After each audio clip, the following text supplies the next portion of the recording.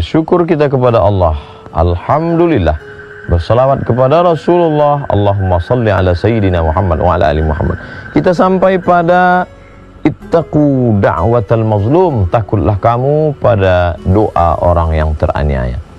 Ada seorang nelayan, anaknya dalam keadaan lapar menangis, meneteskan air mata karena tidak makan. Lalu kemudian dia ambil jaringnya, dia pun pergi ke tengah laut. Lalu kemudian dia pasang jaring. Alhamdulillah, usahanya dikabulkan Allah. Senang hati melihat seekor ikan besar. Lalu dia pun bawa pulang. Terbayang anak akan menyuap, hilang letih, hilang lelah, tetes peluh keringat dan air mata. Karena nanti anak akan makan nyaman, tenang, perut kenyang, anak akan tertidur. Hilang lelah melihat senyum anak tertidur pulas. Tapi ternyata itu hanya sebagai mimpi semata. Karena di tengah perjalanan saat dia tenteng ikan, ada seorang raja penguasa yang ternyata suka melihat ikan ini. Pengawal, ambil ikan. Oh, Tuan Raja, ini untuk anakku yang sedang lapar. Ternyata orang-orang yang punya kuasa ini ada kenikmatan. Sebenarnya nikmatnya bukan saat makan ikan itu, tapi saat merampas ikan itu dari orang yang zalim, dari orang yang lemah. Nampak kezalimannya, menunjukkan kuasa terhadap orang yang hina. Ternyata ada kenikmatan tersendiri bagi mereka yang punya penyakit luar biasa. Nikmat kekuasaan berubah menjadi azab yang luar biasa. Ambil ikannya.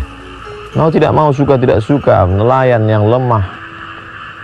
Tak terbayangkan bagaimana nanti dia akan pulang ke rumah dalam keadaan anak lapar, menangis, meratap. Tapi itulah kenyataan yang harus dihadapi. Apa yang terjadi? Ratu senang melihat ikan besar. Ini ikan besar, ya, ikan kesukaan Tuan Raja. Ikan menggelepar, takdir berkata, taring ikan mengena ke ujung jari raja.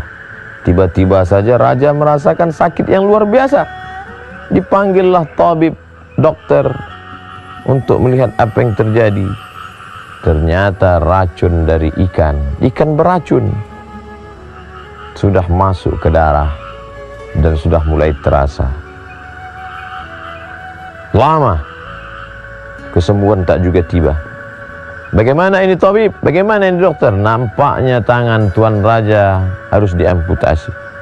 Tidak ada obat lain, tidak ada. Akhirnya jari harus hilang.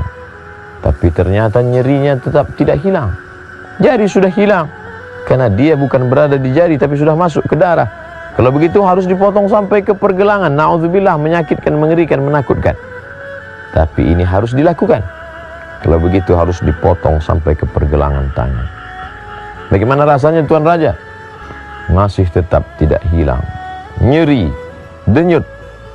Kalau begitu mesti dipotong sampai ke siku. Apa boleh buat? Itulah satu-satunya solusi. Na'udzubillah, yang sampai terjadi pada diri kita, pada anak cucu keturunan kita. Dipotong sampai ke siku. Nyeri hilang, tapi risau, gundah gulana, jantung, hati tak tenang, tetap datang. Malam tak lelap, siang tak kenyang. Apa sebenarnya yang terjadi? Maka dipanggillah ahli hikmah yang dapat melihat hati. Apa yang sebenarnya terjadi dengan hati?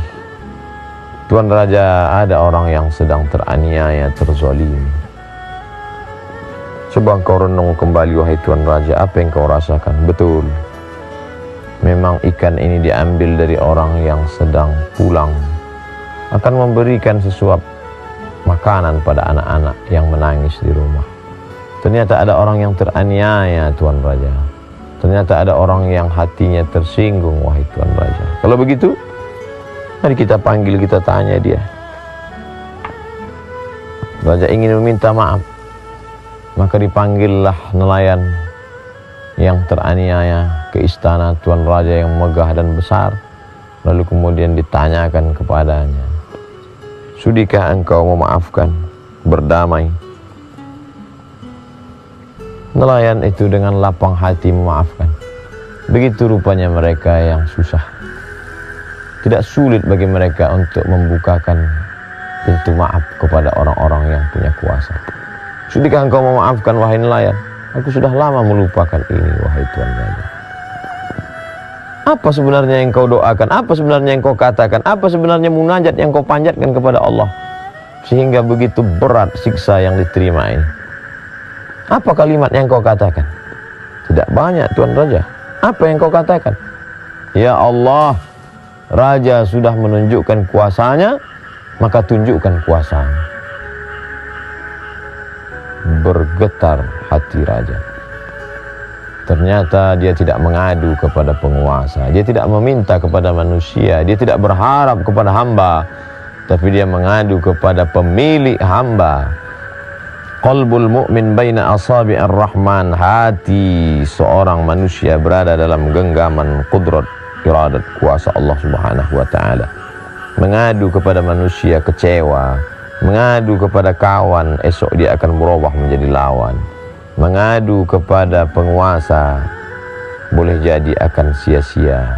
Tapi mengadu kepada dia yang tak pernah mengecewakan harapan dan munajat serta permohonan dengan satu kalimat, Ya Allah, Raja sudah menunjukkan kuasanya, maka tunjukkan kuasamu ya Allah. Ikan juga lemah, tapi ternyata gigi taringnya mengandung bisa. Bisa itu masuk ke darah, masuk ke dalam tulang. Begitulah Allah membalas. Ittaqu da'watal mazlum. Hati-hati, waspada terhadap doa orang yang teraniaya. Mudah-mudahan kita tak pernah menganiaya orang.